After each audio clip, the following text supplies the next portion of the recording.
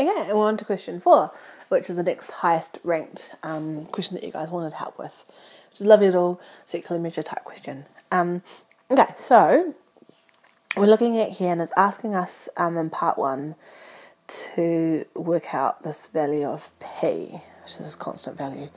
We'll get to that in a moment. First of all, we know that the area of the triangle AOB is the same as the segment AXB.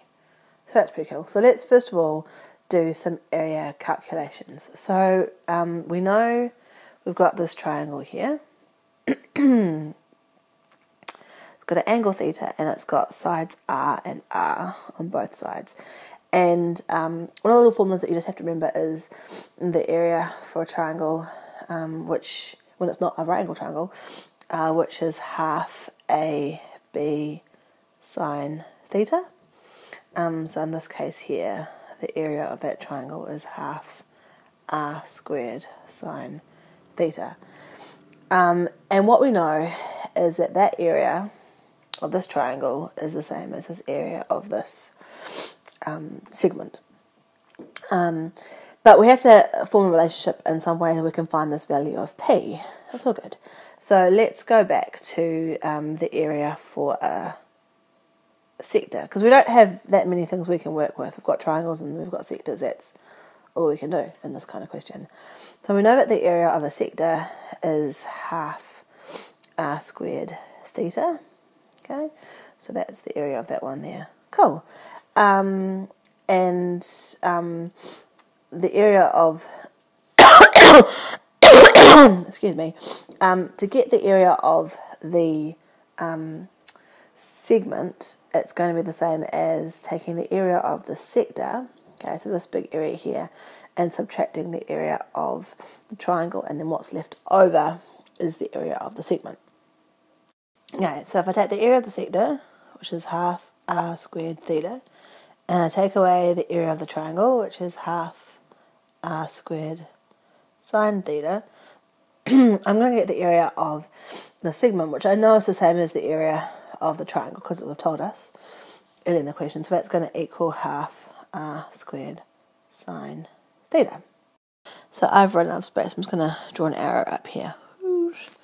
If I rearrange that, on one side I get half R squared theta, and on the other side I'm going to get R squared sine theta. Oops, I ran out of space. Cool. So if I divide through by R squared, I'm going to get half theta equals sine theta. And then if I divide through by half, I'm going to get theta equals 2 sine theta. So therefore P equals 2. Okay, and then on to part 2.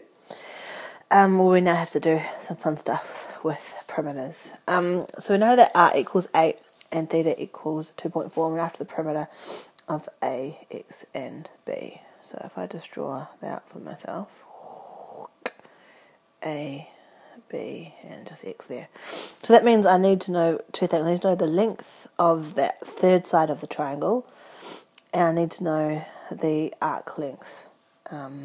Let's do the arc length first. So that's our whole little sector there. We now know that the angle in radians is 2.4 and the radius is 8. So we can use that to work out the curved edge of it. So our arc length is just R theta. So 2.4 times 8. I'm not going to round this answer until the end. Okay, so I'm going to leave 19.2 on the side. Just like that. And then we go back to our triangle. So we know that the angle in the triangle is 2.4 radians, and the radius on each side is 8. And we want to find out the length there of that last side. There's a few ways that you can work out that side. I'm going to just do my standard one, which is to cut it in half and make it a right angle triangle. So the angle there is now 1.2, the hypotenuse is 8, and I'm going to end up finding here half of what I want, half of the base, and that is sine. So sine of 1.2 equals a over 8. Now, if I put my calculator in radian mode, which is what you should do, this makes it not so bad to solve. So 8 times sine of 1.2. And I'm going to get A here equals 7.456. I'm not going to round it yet. I'm just going to keep it lots of decimal places. That's just half of the base, so the total value of AB is actually 2 times that. So I've actually got 14.913.